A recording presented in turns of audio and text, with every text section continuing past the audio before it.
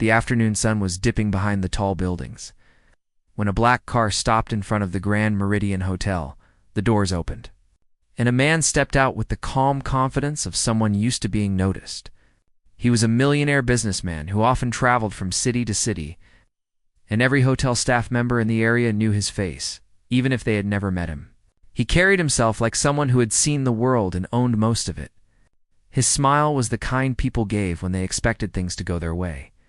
He walked through the entrance with a relaxed stride, looking around at the polished floors, the soft lights, and the quiet crowd in the lobby. He liked hotels like this, clean, calm, and respectful, places where people moved fast to serve him. He always enjoyed a bit of fun during check-in, especially after a long flight.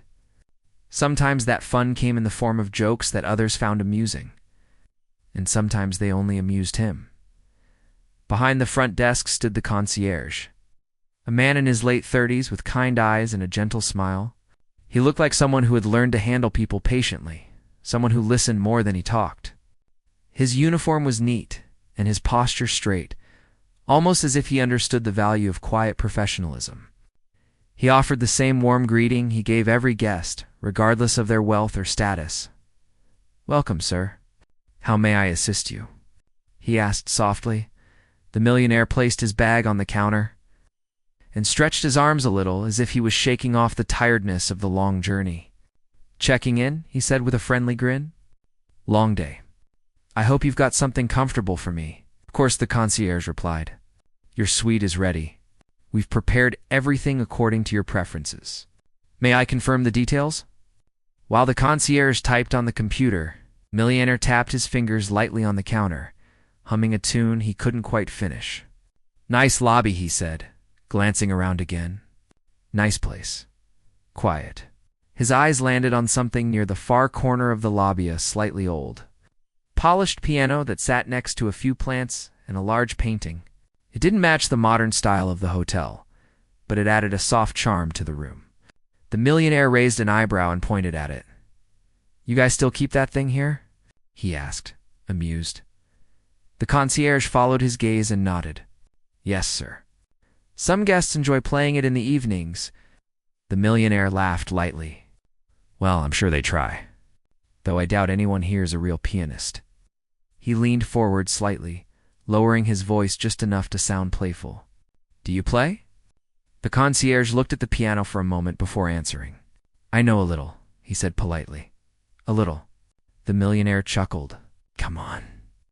That's what everyone says when they mean they can only play a few notes. He wasn't trying to be cruel, but he enjoyed teasing people in small ways. He thought it made interactions more interesting. To him, it was just harmless humor. The concierge simply kept smiling. "It's not much," he replied. The millionaire leaned one elbow on the desk. "Tell you what," he said with a grin. "If you can play something decent on that piano, I'll tip you generously. But if you can't, well, I'll still tip you. Don't worry." He laughed softly at his own joke. A couple of guests standing nearby heard him and looked over with mild curiosity. The lobby was quiet enough that their conversation carried a little farther than he expected. The concierge didn't look offended. He didn't even seem surprised. He had met many guests, some polite, some tired, some rude, some playful, like this millionaire. He learned long ago to not take things too personally. "I appreciate your offer, sir," he said gently, "but the piano isn't really part of my job." "Oh, come on," the millionaire insisted, now amused by his own idea. "You're the concierge. You help people, right? So help me pass a little time. I want to see how good you are." The concierge's eyes softened, not in fear or awkwardness, but in a way that suggested he understood the millionaire far more than the millionaire understood him. He had seen men like this before, people who needed small moments of entertainment. To feel their day was complete, he clasped his hands lightly in front of him. "If it would make you happy, I can try," he said. The millionaire clapped once, smiling widely. "That's the spirit." A couple of staff members exchanged glances. They knew the concierge had always been modest about his abilities, but none of them had ever seen him play. They started to pay attention, before heading to the piano. The concierge handed the millionaire his room key card and gave him the brief details about his stay. The millionaire barely listened. His mind was already on the little show he expected to watch, when the concierge stepped out from behind the desk. His movements were smooth and unhurried. He approached the piano as if he had done it many times before, though no one in the hotel could remember ever seeing him play. His fingers brushed lightly across the instrument's wooden surface. It's almost like he was greeting an old friend. The millionaire stood a few steps away with a grin, arms crossed, waiting for the fun to begin. He wasn't preparing himself for something impressive. He was expecting a few random notes, maybe a simple tune, at best something he could joke about later during dinner. A couple staying in the lobby moved closer, pretending they were still reading their magazines but clearly watching. A bellboy near the elevator slowed down, curious about what was happening. Even the front desk clerk, who was usually strict about focusing on tasks, peeked over. The concierge sat on the small bench and adjusted his uniform slightly. His face remained calm, relaxed, and strangely peaceful, as if he was stepping into a different space in his mind. The millionaire chuckled and waved his hand. "All right, let's hear it," he said, with a playful confidence that suggested he was certain this moment would go exactly the way he imagined. The concierge placed his fingers on the keys. But he didn't start right away. He closed his eyes for a moment, inhaled gently, and let his shoulders fall loose. It was such a small gesture that most people missed it, but a few noticed. It didn't look like a man preparing to show off. It looked like someone reconnecting with something he once loved. The millionaire, still unaware of what was coming, looked around at the small audience forming. "Looks like you've got fans already," he joked. The concierge didn't answer. He opened his eyes slowly and looked down at the keys again, as if the world around him had faded for a second. When he finally touched the piano, the first notes were soft, gentle, and clean. Not the hesitant tapping of someone trying to remember how to play, but the opening breath of a melody that carried motion in every sound. The millionaire's smile froze for the faintest moment, but he ignored it, assuming the concierge was just lucky with the first few keys. The concierge continued playing, letting the notes flow smoothly as if his hands already knew the path. His posture straightened, his breathing deepened, and his expression softened into something almost nostalgic. Each key he pressed felt intentional, expressive, alive. The quiet lobby began to shift. People lifted their heads. Conversations paused mid-sentence. A gentle calm settled into the air around them, but the concierge wasn't thinking about the growing attention. For that moment, it was only him and the keys, and the millionaire, who had started the whole thing as a simple joke. Felt something he didn't expect, a small flicker of surprise. Too early to understand, but impossible to ignore. The soft notes from the piano still lingered in the lobby air.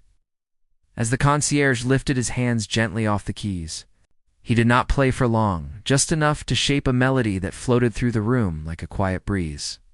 Yet that short moment was more than enough to awaken something in everyone who heard it. Even after he stopped, the sound seemed to hang in people's minds. The millionaire blinked a couple of times, unsure of what he had just witnessed. He wasn't ready to admit he was impressed, at least not out loud. He had expected a few clumsy taps or maybe a simple tune that a beginner might know. But what he heard carried a depth he did not anticipate. Still, he brushed the feeling off and forced a light laugh. "Not bad," he said, trying to sound casual. "You've got a bit of rhythm." But the people standing around knew what they heard was far beyond not bad.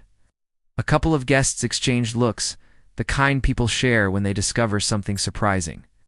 One of the staff members near the elevator whispered to another, "Did you know he could play?" The others shook their head with wide eyes. The concierge stood up from the bench, with the same calm expression he had worn all day. It was as if the music had not shifted anything in him, even though it clearly moved everyone else. But the millionaire wasn't done. His playful nature returned quickly, especially now that a few people were watching. For him, attention always added fuel to his humor. "Come on," he said with a half-smile, stepping a little closer. "That couldn't have been all. You must know more than that." The concierge looked at him politely. "I only played what came to mind, sir." "That was decent," the millionaire continued, choosing his words as if he was still the one in control. "But tell me something." Did you practice that little tune just for moments like this? A small laugh came from someone in the lobby, not loud enough to be rude, but enough to show that some people found the millionaire's teasing predictable. No, sir, the concierge replied gently. It just came naturally. The millionaire tilted his head, curious despite himself. Naturally? You mean you just play whatever? Yes, sometimes, the concierge answered. It depends on the moment. More people began to move closer, pretending they were simply passing by but slowing down enough to stay within earshot. Human curiosity worked in simple ways. Small surprise was enough to gather a small crowd. The millionaire looked at the audience forming and felt a familiar spark. He liked being the center of attention. And he wasn't ready to let the spotlight shift away from him. Tell you what, he said loudly enough for others to hear. Why don't you give us something bigger? Something real. A real piece. Not just a warm-up. The concierge didn't seem bothered by the challenge. He simply gave the millionaire the same gentle smile he had worn the whole time. I don't want to disturb the guests, he said softly. Oh, I doubt they'd mind, the millionaire said with a grin. Right, everyone. A few heads nodded in agreement, some out of genuine interest. Others to see how this little scene would unfold. The concierge hesitated for a second. Not because he was nervous, but because he was thinking. He had spent years helping hotel guests, answering questions, arranging transportation, solving little problems. Playing the piano wasn't part of his job description. It was something he had kept to himself for a long time, almost hidden. The way people hide something precious.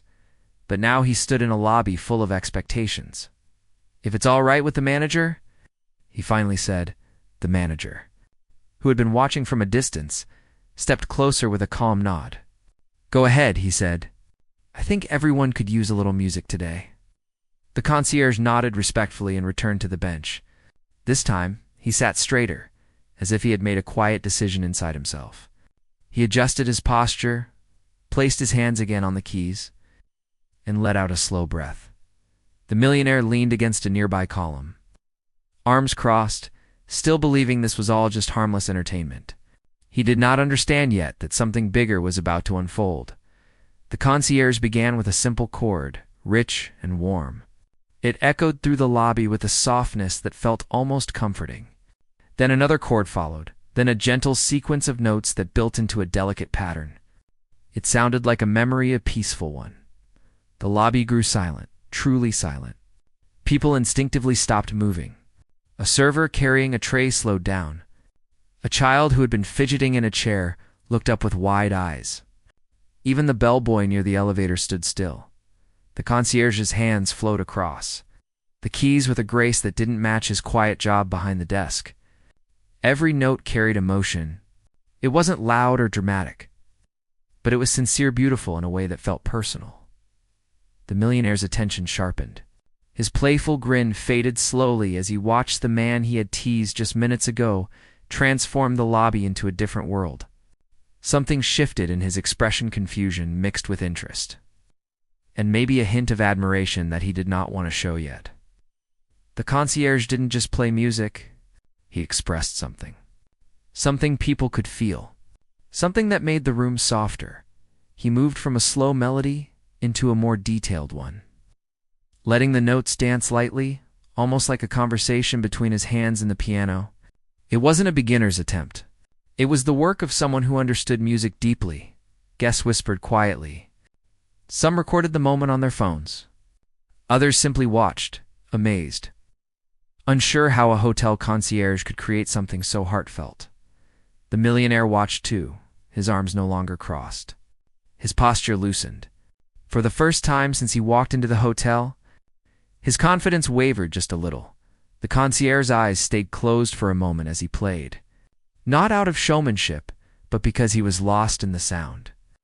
His face softened into an expression that resembled peace, a rare kind of peace. One finds only when doing something they truly love. The millionaire felt something he didn't expect, a small tug inside him. Something almost emotional, but he quickly pushed the thought away. After a minute, the concierge slowly let the music settle into a gentle ending, the final notes fading into a quiet hush when the last sound disappeared.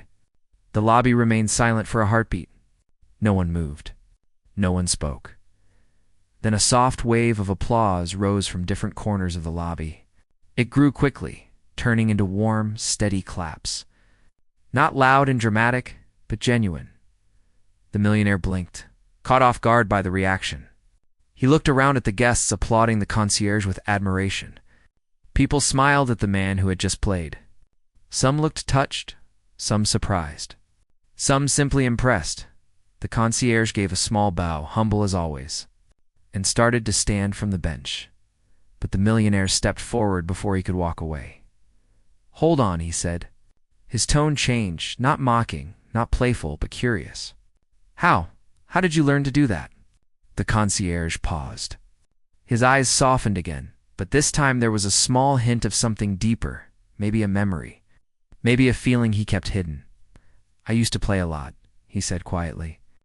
"A long time ago." The millionaire studied him for a moment, trying to understand what those words meant. Who was this man behind the desk? Why was he working here instead of performing somewhere? What story was hiding in those small, gentle answers? A soft murmur spread through the lobby. People whispered, curious about the concierge's background, the millionaire, who moments earlier had made a joke to entertain himself, now felt a different kind of interest growing inside him, one that didn't come from humor or arrogance. Something real. He wasn't ready to admit it, but his joke was beginning to slip out of his control. And the story he thought he was writing was slowly being taken over by the hands of a quiet concierge, whose music revealed more than words ever could. The lobby slowly returned to its normal rhythm, but the feeling left by the concierge's music still hung in the air like a soft echo. People went back to their seats, but many kept glancing toward the piano, as if hoping he might play again. The concierge himself walked quietly back to the front desk, giving a humble nod to a few guests who complimented him on the way. He didn't look proud, only peaceful, like someone who had shared a small part of himself and was ready to return to his duties. The millionaire, however, did not return to his usual confident stride. He stood near the piano for a few seconds longer, replaying the music in his mind. The expression on his face was no longer the playful grin he had arrived with. Instead, it showed something unfamiliar for a man like him in certainty. He finally walked toward the concierge, though not with his earlier swagger. There was a softness in his steps, an unspoken question forming inside him. "You said you used to play a lot?" the millionaire said, his tone quieter than before. "So, why don't you anymore?" The concierge looked down for a moment, adjusting something on the desk before answering. "Life changed, sir. Sometimes you don't get to continue what you love." The millionaire's brows drew together slightly. He wasn't sure what to say. Usually, he had quick responses ready for everything, jokes, comments, even simple sarcasm. But in that moment, he couldn't find anything clever to add.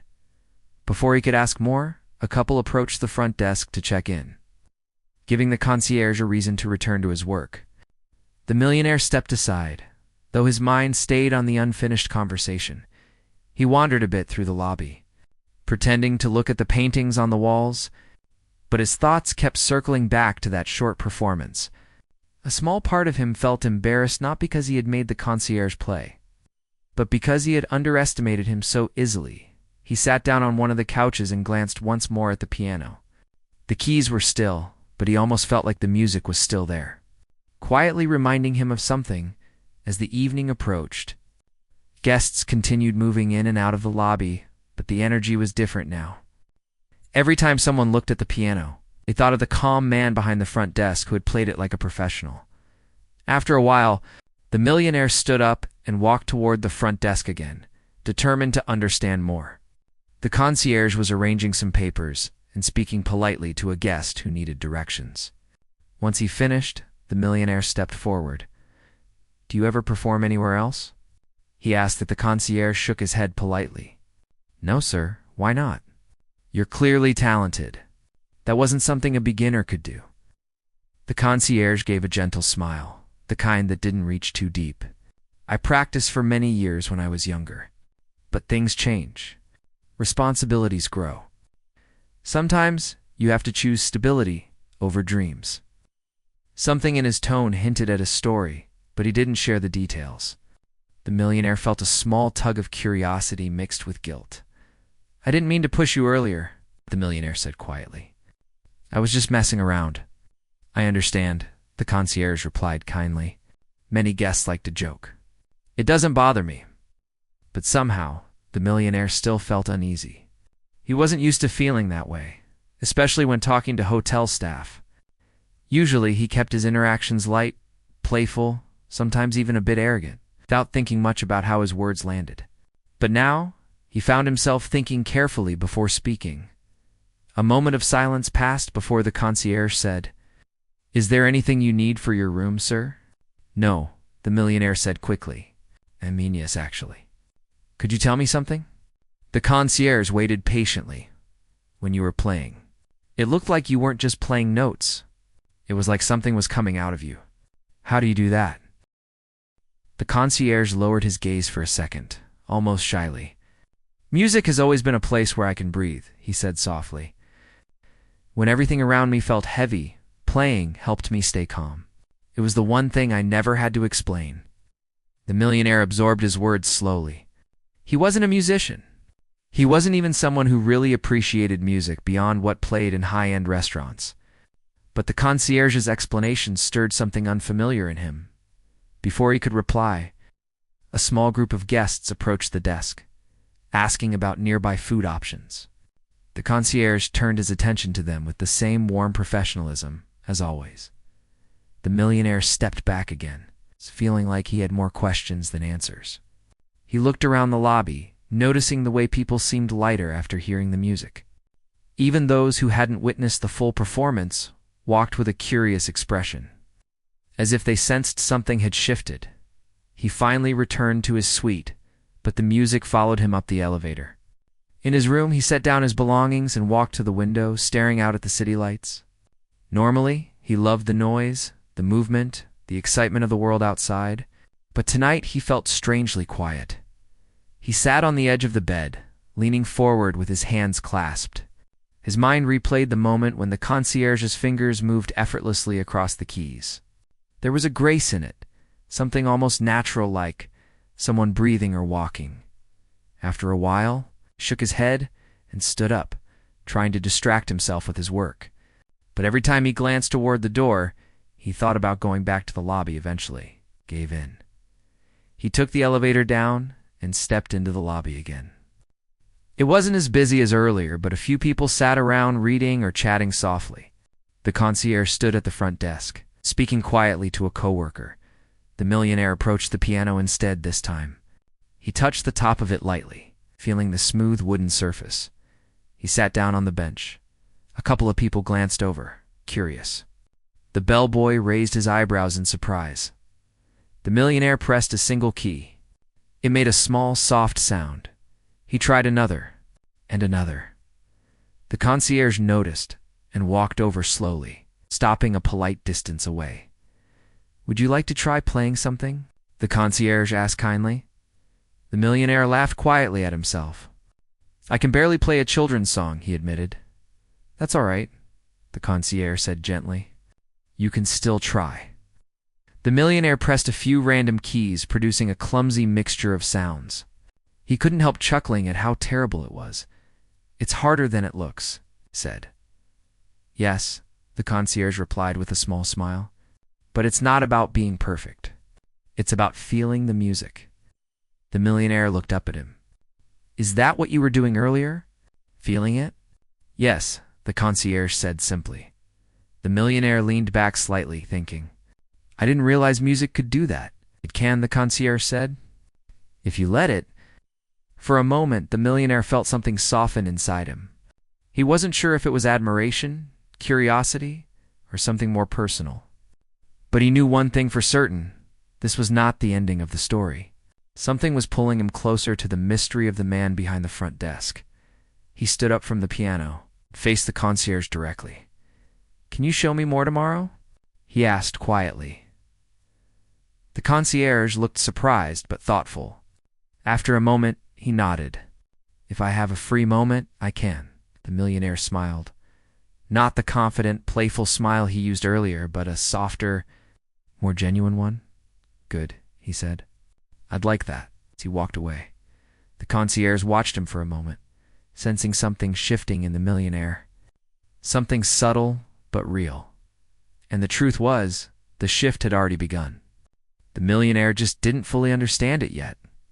The joke he had started earlier in the day was slowly turning into a journey he never expected, a journey shaped not by wealth, but by music, humility, and the quiet strength of a man who played the piano like it was a part of his soul. The next morning, the hotel lobby was bright, with soft daylight filtering through tall windows.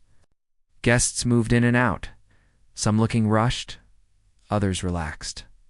The atmosphere felt fresh, almost cheerful. But underneath that calm was a quiet anticipation shared by a few people who had witnessed the music the previous evening. They wondered if the concierge might touch the piano again. The concierge arrived early as usual, his uniform neatly pressed, his expression gentle and focused.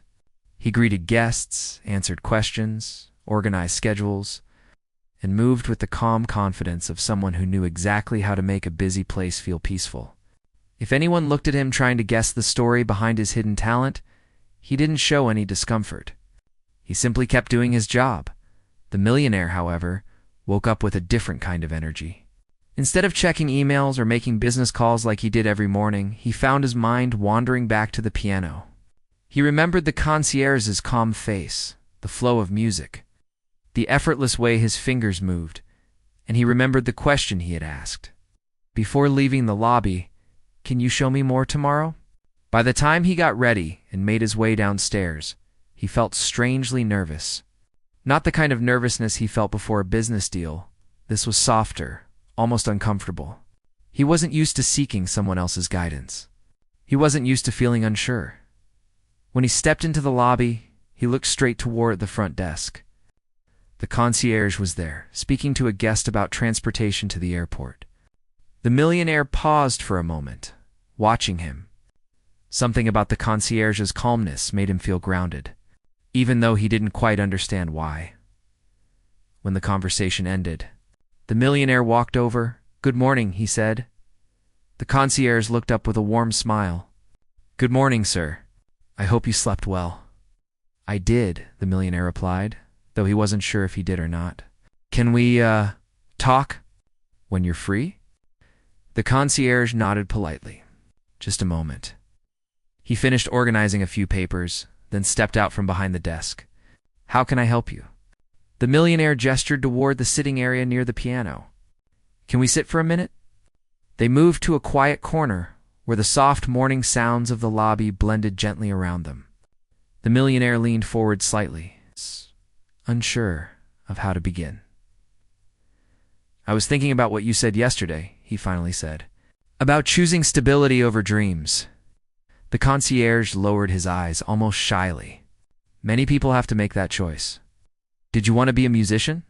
the millionaire asked. The concierge gave a small nod. "When I was young, yes. I played in small competitions, local events, things like that. Music was my world." "So what happened?" The concierge took a quiet breath. "Life. My family needed support. There was a lot of responsibility. Music doesn't always pay enough to live, especially at the beginning. I had to choose steady work." The millionaire looked down at his hands, thinking, for someone who had enough money to live 10 lifetimes comfortably, the idea of giving up a passion for survival felt distant but also strangely heavy. "Do you miss it?" he asked. The concierge didn't answer immediately. He looked toward the piano for a moment, his eyes softening. "Every day," he said finally, "but some things you learn to live without." The millionaire felt a quiet ache inside his chest. He wasn't expecting that answer. He wasn't expecting to feel anything at all. After a moment of silence, the concierge smiled gently. "But I'm happy to have even small moments to play. Like yesterday." The millionaire nodded slowly, then said, "You know, I don't think anyone in this hotel will forget it." The concierge simply bowed his head politely, though a bit of warmth touched his face. A few minutes later, the lobby got slightly busier. People stood in line at the front desk. The concierge excused himself and returned to work. The millionaire watched him with a thoughtful expression. He couldn't shake the feeling that he needed to do something, but he didn't know what yet. Around noon, the lobby quieted again. The concierge stepped away from the desk to deliver some papers to the manager's office. The millionaire, who had been pretending to check his phone, saw his chance. He walked over to the piano. The same wooden surface he touched last night felt strangely meaningful today. He sat down slowly, not to play, but to think. A few guests noticed him and whispered to each other. He touched one key lightly. Just a soft tap. The concierge returned moments later and noticed him sitting there. He approached quietly. "Would you like to try again?" The concierge asked. The millionaire laughed softly. "Only if you don't mind me embarrassing myself." "I don't mind," the concierge said kindly. The millionaire pressed another key, then another. Still nothing close to music. "It's not easy," he admitted. The concierge smiled. "May I?" He sat gently beside the millionaire, not too close, but enough to guide him. He placed his fingers on the keys. "This is a simple scale," he explained. "Play each note one by one." The millionaire followed his instructions slowly, pressing each key, listening to the sound, adjusting his hands.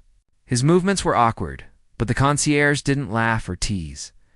Instead, he encouraged him with small nods and patient guidance. For the first time, the millionaire allowed himself to be taught by someone who wasn't wealthy or powerful. And strangely, it didn't feel uncomfortable. It felt grounding. "This one here," the concierge said softly, "is the key that leads you home." The millionaire pressed it. The sound was warm. "I like that one," he said. The concierge smiled. "Most people do."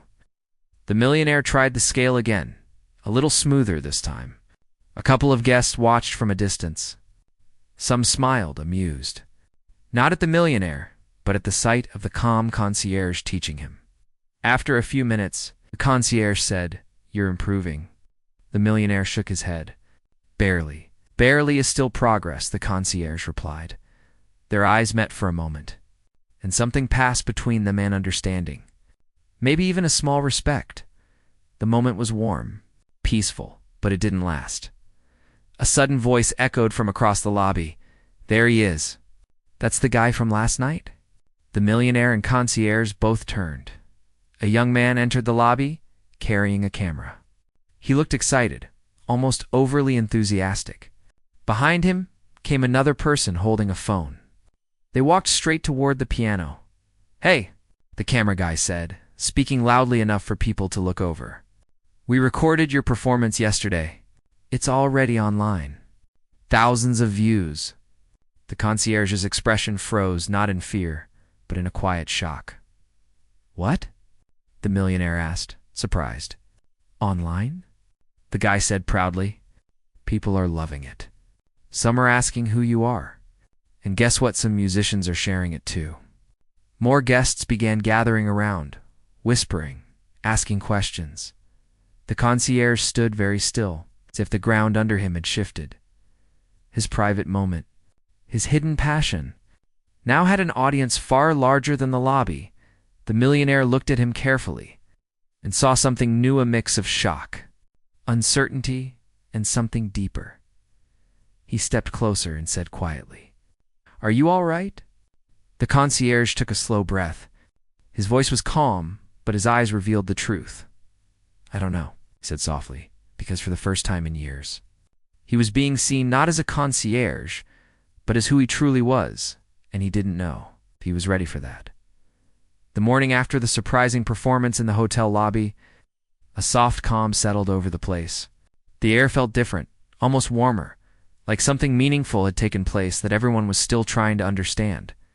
The concierge arrived early, as he always did, walking with the same steady steps that showed he was used to long days and quiet responsibilities. But inside him, there was a small comfort he hadn't felt in a long time. For once, people had seen a part of him he usually kept hidden. He didn't expect anyone to mention. The piano performance from the previous night. People often had short memories when it came to things that didn't directly affect them. He thought the moment would fade away like a passing story, remembered only by those who happened to be standing there. But as he stepped into the lobby, he realized he was wrong. Two guests sitting near the breakfast area looked up and smiled at him. Another guest nodded in acknowledgement, as if greeting someone he now respected in a different way. Even some of the staff smiled more brightly when he walked by. It was a small shift, but he noticed it instantly. It felt strange, almost unreal, but it made his morning easier. The millionaire arrived a bit later. He wasn't wearing the same confident expression he usually carried. There was no smirk, no loud voice hinting at arrogance. Instead, he walked at a slower pace, hands slipped into his pockets as if unsure of what to say or how to act. He had been thinking about the moment all night, the moment when his playful joke turned into something that exposed his own assumptions. He approached the concierge carefully. There were no cameras, no audience, no one waiting to see what would happen next. It was simply two people standing near the front desk. "I owe you an apology," the millionaire said quietly. The concierge looked at him with calm eyes. "It's all right. You didn't mean any harm?" "No," the millionaire replied, shaking his head. "I did mean it as a joke, and I thought it was harmless. But I realize now it wasn't. I assumed too much." The concierge smiled gently, not offended, not bitter, just understanding. "People do that sometimes. It's human." The millionaire seemed relieved, but still uneasy. He wasn't used to being corrected or humbled, especially not in public the way it had happened. But he knew the only right thing to do was accept the moment with sincerity. "I want to do something for you," he continued. "I don't know what your goals are, but I can help. I have connections in the music world. If you ever want to perform again, I can arrange it." The concierge appreciated the gesture, but he didn't respond right away. He looked at the piano across the lobby, the same old piano he had played countless times over the years, alone, unnoticed. He thought about what music meant to him now. It wasn't a career anymore, not the way it once was. It wasn't about fame or applause. After a pause, he said, "I'm grateful for the offer, truly, but I'm okay with where I am." The millionaire looked surprised. "Are you sure? You have real talent. People deserve to hear you." "I don't play to be heard," the concierge replied softly.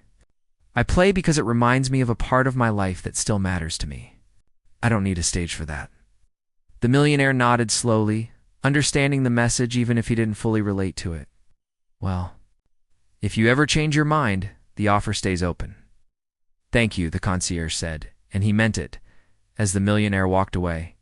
He looked back once, just a brief glance, but it carried a new respect.